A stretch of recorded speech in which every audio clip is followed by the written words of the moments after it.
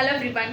இந்த வீடியோல cholesterol test எடுக்கிறதுக்கு முன்னாடி நீங்க என்னென்ன புரோட்டோகால்ஸ் ஃபாலோ பண்ணணும் அப்படிங்கறத நம்ம டீடைலா தெரிஞ்சுப்போம். So first 10 to 12 hours fastingன்றது mandatory. So இந்த 10 to 12 hours fastingனா என்ன அப்படின்னு பார்த்தீங்கன்னா நீங்க நைட் டின்னர் எடுத்ததுலேருந்து மார்னிங் டெஸ்ட் கொடுக்குற வரைக்கும் வாட்டர் தவிர வேற எந்த ஃபுட்டோ எதுவுமே கன்சியூம் பண்ணக்கூடாது.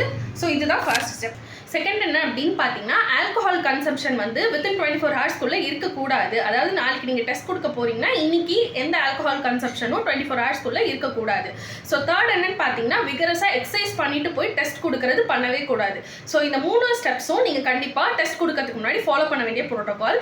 அண்ட் இந்த லிபிட் ப்ரொஃபைல் டெஸ்ட்டில் என்னென்ன பேராமீட்டர்ஸ் நம்மளுக்கு வருது அப்படின்னு பார்த்தீங்கன்னா total cholesterol, HDL, LDL, triglycerides, VLDL, HDL LDL ratio, cholesterol HDL ratio, இந்த பேராமீட்டர்ஸ் தான் நமக்கு லிபிட் ப்ரொஃபைல்குள்ளே கவர் ஆகுது. லிபிட் ப்ரொஃபைல் டெஸ்ட் எடுக்கும்போது நம்மள நிறைய பேருக்கு எது குட் கொலஸ்ட்ரால் எது பேட் கொலஸ்ட்ரால் அப்படிங்கிற டவுட் இருக்கும்.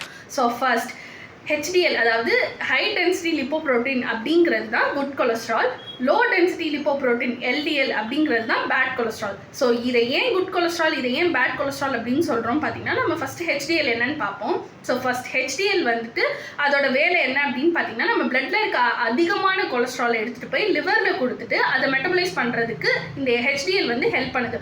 ஸோ இந்த மாதிரி HDL ஹெல்ப் பண்ணுறதுனால நம்ம பாடியில் வந்துட்டு கொலஸ்ட்ரால் அதிகமாக டெபாசிட் ஆகாமல் இருக்கும். ஸோ இந்த மாதிரி டெபாசிட் ஆகாமல் இருக்கிறதுனால நமக்கு வந்துட்டு ஹார்ட் டிசீஸ், அதாவது heart attack, chest pain, stroke, இந்த மாதிரி கிட்னி ப்ராப்ளம் இதெல்லாம் வராமல் நம்மளால் தடுக்க முடியும். பட் இதுவே இந்த LDL என்ன பண்ணுது அப்படின்னு பார்த்தீங்கன்னா லிவரில் இருந்து கொலஸ்ட்ரால் எடுத்துகிட்டு வந்து நம்ம பிளட் சப்ளையில் கொடுத்து சில சிந்தசிஸ் ப்ராசஸ்க்கு ஹெல்ப் பண்ணுது. பட் ஆனால் இந்த LDL வந்துட்டு இதோட லெவலை விட ரைஸ் ஆகும்போது, அதாவது நம்மளோட அன்ஹெல்தி டயட்னால, அதிக ஃபேட் கண்டென்ட் இருக்க ஃபுட்னால, ஆயிலி ஃபுட்னால, இல்லை நம்ம எக்ஸசைஸே பண்ணாமல் இருக்கிறதுனால இந்த மாதிரி ஒரு லைஃப் ஸ்டைல் நம்ம ஃபாலோ பண்ணும்போது இந்த LDLோட லெவல் வந்து அதிகமாயிட்டு நம்ம பாடியில் அங்கங்கே டெபாசிட் ஆகி பிளட் சப்ளை இல்லாமல் ஆக்சிஜன் பத்தாமல் செஸ்ட் பெயின் வர்றது, ஹார்ட் அட்டாக் வர்றது, ஸ்ட்ரோக் வர்றது, இல்லை லெக் பெயின் வர்றது, கிட்னி ப்ராப்ளம் வர்றது, இதெல்லாம் கிரியேட் பண்ணுறது. ஸோ இந்த மாதிரி நடக்கிறதுனால இதை வந்துட்டு நம்ம பேட் கொலஸ்ட்ரால் அப்படின்னு சொல்கிறோம். கொலஸ்ட்ரால் அப்படின்னாலே நம்ம வந்துட்டு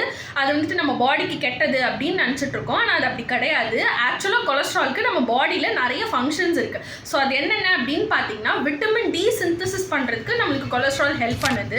செகண்ட் என்ன அப்படின்னு பார்த்தீங்கன்னா பைல் ஆசிட்ஸ், அதாவது நம்ம ஃபேட்டை வந்து பிரேக் டவுன் பண்ணுற பைல் ஆசிட்ஸ் அப்படிங்கிறதுக்கு சிந்தசிஸ் பண்ண ஹெல்ப் பண்ணுது. அண்ட் இது மட்டும் இல்லாமல் மேல்ஸில் இருக்க செக்ஸ் ஹார்மோனான டெஸ்டோஸ்டிரானுக்கும் ஃபீமேல்ஸில் ஈஸ்ட்ரோஜன் ப்ரொடக்ஷனுக்கும் ஹெல்ப் பண்ணுது. அண்ட் ஆல்டோஸ்டிரான் அப்படிங்கிற நம்ம பாடியில் பிளட் ப்ரெஷரை மெயின்டைன் பண்ணுற ஹார்மோன் சிந்தசிஸ்க்கும், கார்டிசால் அதாவது ஸ்ட்ரெஸ் ஹார்மோன் அப்படின்னு சொல்லுவோம், இது எல்லாத்தையுமே சிந்தசிஸ் பண்ண கொலஸ்ட்ரால் ஒரு மேஜர் ஃபங்க்ஷனை ப்ளே பண்ணுது. ஸோ இந்த இன்ஃபர்மேஷன் உங்களுக்கு யூஸ்ஃபுல்லாக இருந்தது அப்படின்னா கண்டிப்பாக லைக் பண்ணுங்கள், ஷேர் பண்ணுங்கள், என்னை ஃபாலோ பண்ண மறந்துடாதீங்க. தேங்க்யூ.